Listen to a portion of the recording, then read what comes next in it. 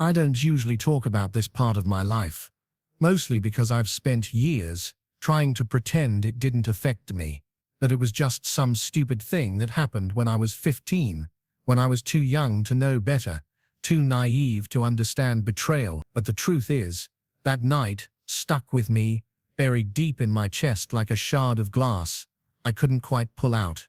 It was October 2016. I was in my sophomore year of high school, living in a small town just outside of Asheville, North Carolina. Our town was the kind where everyone knew each other by name, or at least by drama. Nothing stayed secret for long, and reputations were a kind of currency. At 15, your entire world revolves around how people see you, what you wear, who you hang out with, and God help you, who you've dated. I wasn't exactly popular, but I wasn't invisible either. I existed somewhere in that weird limbo of known but not liked. I had a tight-knit group of friends, mostly girls from the art club or the quieter lunch tables, and I kept to myself more than most. But that year, I started dating this guy named Noah, who used to be with her. Her name was Kelsey. Even now, saying it out loud makes my throat tighten. Kelsey and I used to be friends, best friends, actually, from 5th grade until 8th. We used to braid each other's hair at recess, write stupid little fan fictions together in class, and have sleepovers where we'd promise never to betray each other. But somewhere along the way, probably after puberty hit, and social lines got drawn in sharper ink, Kelsey became someone else, meaner, colder, like she found power in making others feel small. And when I started dating Noah, it was like lighting a match near a leaking gas pipe. She didn't say anything directly, of course. That wasn't her style. Instead, she whispered behind my back, rolled her eyes whenever I walked into a room, and posted cryptic Instagram captions that only made sense if you knew the whole tangled history. But Noah was calm. He wasn't like the other guys. He didn't care that I didn't wear mascara every day or that I preferred oversized hoodies to crop tops. He saw me, or at least I thought he did. Looking back, maybe he just wanted to feel like a good guy, being nice to the less popular girl. That October, one of the seniors was throwing a big Halloween party at his parents' lake house, the kind of party that got talked about for weeks before and after. Everyone was invited, including me, and somehow Kelsey. I didn't even want to go I wasn't much of a party person, too much noise, too many expectations, but Noah was going and he asked if I'd come. He even offered to pick me up. I said yes. I told my parents it was just a small get-together. They were strict. The kind of strict where sleepovers had to be confirmed with other parents and social media was monitored. If they knew there was going to be alcohol, I wouldn't have been allowed within 10 miles of that place. But I was 15. I wanted to feel like I belonged somewhere. So I lied. The house was huge, nestled at the edge of a dark, glittering lake, with those twinkling porch lights that made everything feel romantic and a little dangerous. The music thumped through the walls like a heartbeat, and the smell of beer and bonfires filled the air. I remember stepping inside, clutching my phone like a lifeline, and feeling completely out of place. But Noah found me. He kissed my cheek and handed me a red Solo cup. I drank whatever was in it without asking questions. I figured if everyone else was doing it, I could handle it too. The thing about alcohol when you're 15 and barely weigh 100 pounds, it hits fast. I don't remember exactly when the world started to tilt, but I remember the shopping cart. Someone had dragged it from God knows where, probably a nearby dumpster, and it became this dumb party toy. People were riding it through the backyard, shrieking with laughter, and somehow I got talked into riding it too. Maybe it was Noah. Maybe it was just peer pressure wrapped in liquid courage. Either way, I climbed in giggling, feeling invincible, and then Kelsey appeared. I hadn't even seen her all night, but suddenly there she was, perfect makeup, too tight dress, that smug little smirk she always wore when she thought she was in control. She wasn't drunk, not even a little. She didn't need alcohol to be dangerous. Words were her weapon, and she wielded them like a scalpel. She was standing with a group of girls who used to whisper about me during gym class. They were all laughing at me, I think. I tried not to care. Then she took the handle of the shopping cart. I should have. Something in the way her eyes sparkled like a cat who just cornered a mouse. But I was too buzzed to think clearly, too caught up in the chaos of the party, in the warmth of Noah's arm around my shoulder, in the false sense of security. There was a hill behind the backyard. Not a huge one, but steep enough that if you lost control, you'd end up in the trees or worse, the rocks just before the waterline. People had been warned to stay away from it, but Kelsey wasn't one to follow rules. And that's when everything shifted. She pushed the cart hard. It started as a laugh, mine, maybe Noah's. We thought it was just a joke, a thrill ride. But then the wheels caught on something, and the cart veered toward the hill. My stomach dropped. I grabbed onto the sides, tried to scream, but the wind stole my voice. We hit the slope fast. I remember the blur of trees, the sound of metal grinding against gravel, and then impact. Pain. So much of it. I flew out of the cart and hit the ground hard. My ankle twisted beneath me. My arm scraped across a tree root. My back slammed against a... It felt like my body shattered into a dozen sharp pieces. I couldn't breathe, couldn't move. I was crying full-body sobs I couldn't control. And above me on the hill, Kelsey laughed. I laid there for what felt like forever. The stars above me blurred with tears, and the cold earth pressed against my skin like it wanted to swallow me whole. Every inch of me ached. My ankle throbbed with every heartbeat, and my palms were scraped raw. I could hear the sound of laughter still drifting from the top of the hill, carried by the wind like a taunt.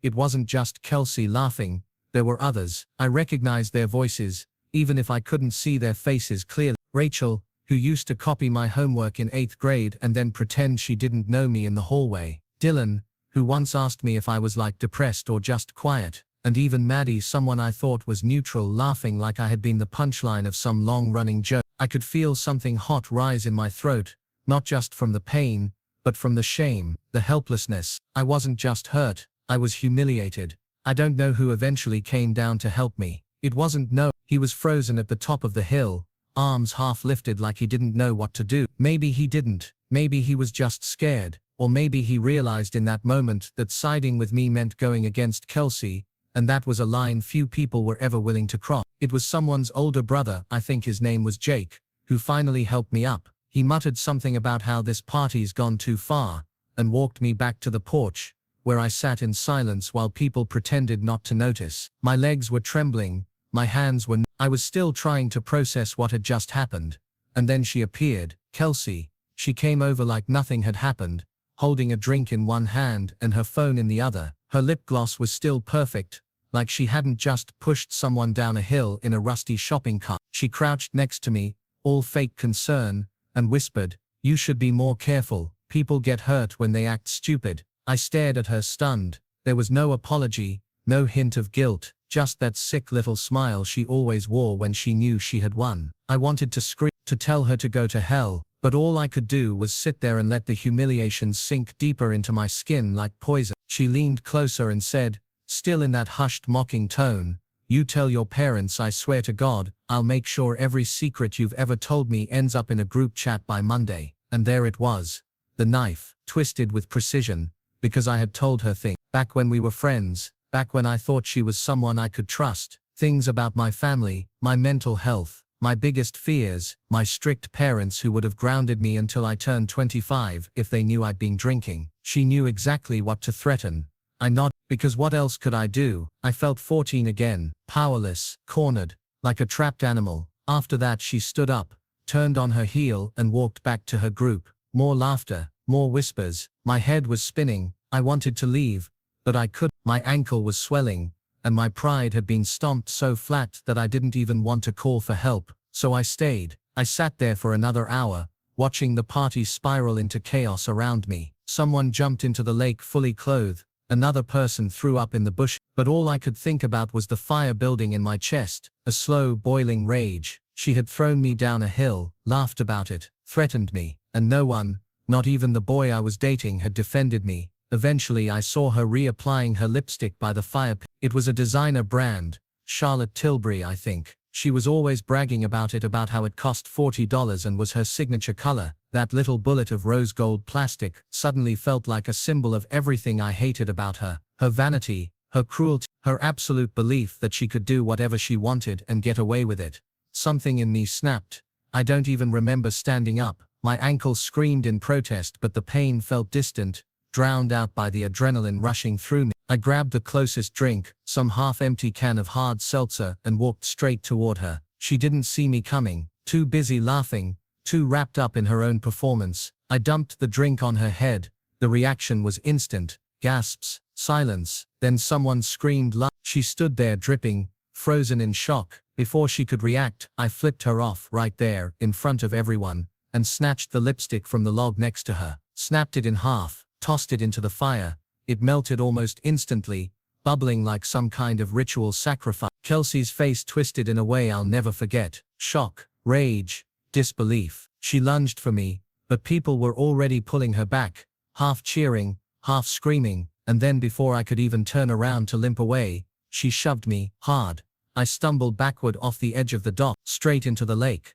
The water was freezing. The shock knocked the air out of my lungs. For a second I couldn't tell which way was up. I flailed, kicked, finally broke the surface, gasping. People were yelling. Someone threw me a float. I clung to it like it was the last thing tethering me to reality. When I finally got out, soaking, shivering, makeup running down my face, I looked around and realized something had changed. People weren't laughing anymore. They were staring at Kelsey, and not the way they used. The next morning, waking up felt like dragging myself through quicksand. My whole body was sore, my ankles swollen and throbbing, my skin scraped raw from the dirt and rocks where I'd fallen. I was exhausted in a way that no amount of sleep could fix, but what weighed heaviest wasn't the pain in my muscles or the bruises I could see in the mirror. It was the ache inside, the kind that starts deep in your chest and curls around your ribs like a I spent the morning lying in bed, my phone silent on the bedside table, no texts from Noah, no messages from anyone. It felt like the party had erased me from existence, like I was just a ghost who had wandered through someone else's night and left with a twisted ankle and a bruised ego. School that day was hell. I don't remember much about the lessons. Mostly I recall the way people looked at me, some with pity, some with barely concealed amusement. Whispers followed me down the hall. People acted like they were afraid to say anything, but you could feel the questions hanging in the air. Did you really fall down a hill in a shopping cart? Was it an accident or something worse? No one approached me, except Mrs. Benton, my English teacher. She gave me a worried look and told me to see the nurse if I needed to. But it wasn't the physical pain I needed help with. It was the fact that everything I had tried so hard to keep private had somehow been shattered. Kelsey had made good on her threat. Secrets I had whispered to her in the dark, the things I had shared, because I thought she was my friend, were suddenly everywhere. Texts, Snapchats, rumors swirling like a tornado through the halls. My parents found out. They confronted me that evening, their voices low but tense. My mother's eyes filled with tears. My father's jaw was tight like he was trying to hold back a storm. They asked why I had lied, where I had been, who was there. I wanted to tell them the truth, to scream it all out, but Kelsey's threats echoed in my mind, drowning out my courage. So I stayed silent. I pretended it hadn't happened, but pretending is like building a house on sand. Sooner or later it crumbles. At home the atmosphere shifted. I could feel my parents' disappointment radiating off them, silent but heavy. I was grounded for no phone, no social outings, no chance to explain or defend myself. Noah stopped answering my texts.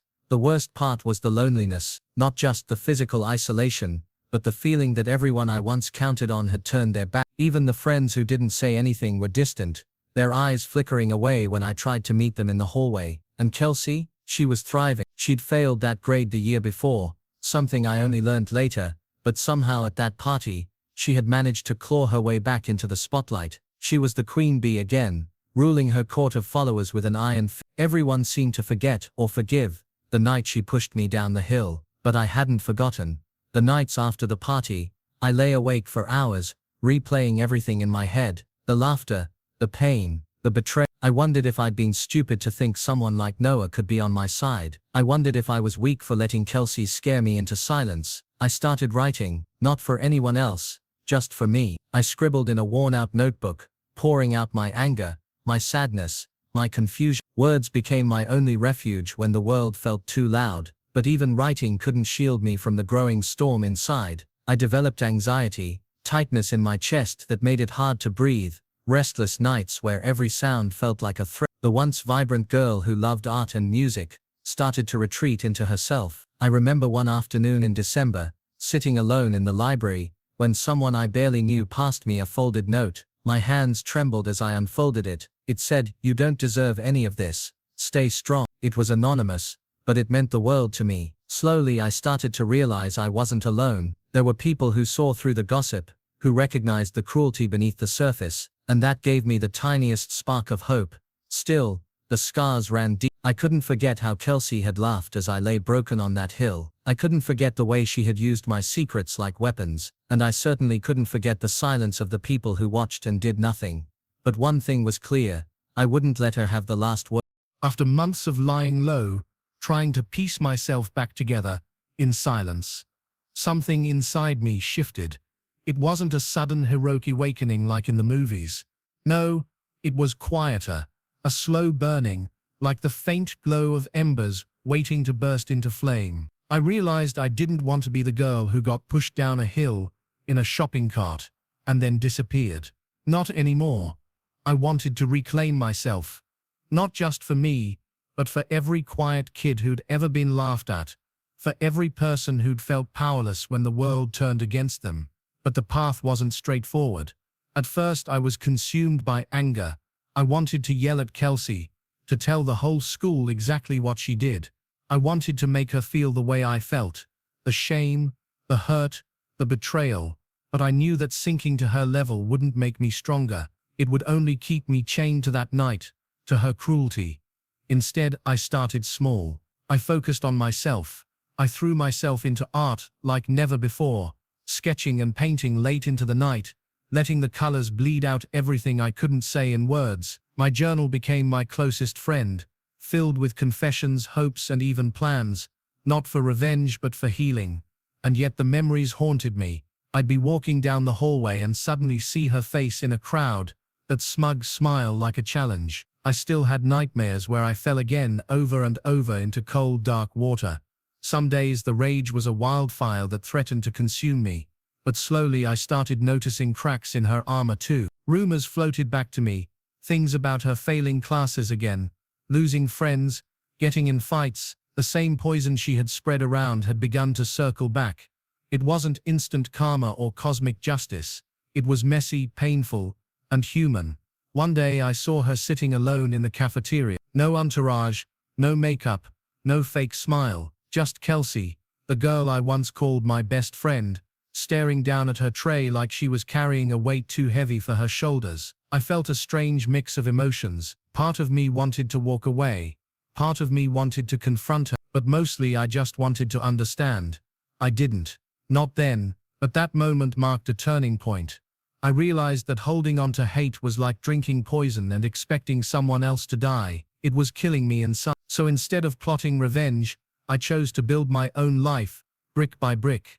I reconnected with old friends, the ones who had stayed quiet during the chaos. We shared stories and laughter, slowly weaving a new tapestry of trust. I joined the school newspaper, using my voice to highlight kindness, to tell stories that mattered. And Noah, well, that relationship ended quietly. We drifted apart, not with anger, but with the sad understanding that sometimes people are just on different paths. One chilly afternoon in spring, almost 6 months after that party, I got a text from someone I hadn't expected. It was from one of Kelsey's former friends. The message was simple but shocking. She told me that Kelsey was struggling, failing her classes, fighting with her family, and more isolated than ever. I wasn't sure what to do with that information. Part of me felt relief. Part of me felt pity. Mostly, I felt like I was finally free. Freedom wasn't about revenge or making her suffer. It was about reclaiming my power and moving forward. Years have passed since that night, but the echoes still linger, sometimes quiet, sometimes loud enough to remind me of how far I've come. I graduated high school a year later than most because of everything that happened. But I did graduate. I went on to community college, then transferred to a state university, studying psychology and creative writing, two things that helped me understand myself and the stories that shape us. Looking back, that party was a turning point, not just because of what happened on that hill, but because of what it forced me to face, the darkness in people, the fragility of trust, and the strength it takes to rise from pain without losing yourself. I never spoke to Kelsey again after graduation. I heard she moved away shortly after, leaving behind the toxic reputation she'd built. Sometimes I wonder if she ever regretted what she did, if the weight of those years caught up with her. But those are questions I don't need answers to anymore. What matters is what I did with my story. I told it here for the first time, because I want anyone listening or reading To know that pain doesn't have to be the end, that even when you're 15 drunk, humiliated, and feeling completely alone, you can find a way back. It wasn't easy, it still isn't. Some nights the memories sneak back in, uninvited, but I've learned to hold those moments gently, like old scars, reminders of survival, not shame. Sometimes I think about forgiveness, not the kind where you forget or pretend things didn't hurt, but the kind where you release yourself from the prison of bitterness. I haven't fully gotten there, but I'm working on it. And most importantly, I've learned to be kind to myself, to others, and even to those who hurt me, because cruelty often comes from pain we can't see. If I could go back to that girl on the hill soaked and trembling, I'd tell her this: you're not alone, you're stronger than you think. And this story, it's just the beginning. Thanks for trusting me with your story. Would you like me to help you with anything else? Maybe polish this into a video script or add specific emotional moments or pacing tips? Ask ChatGPT.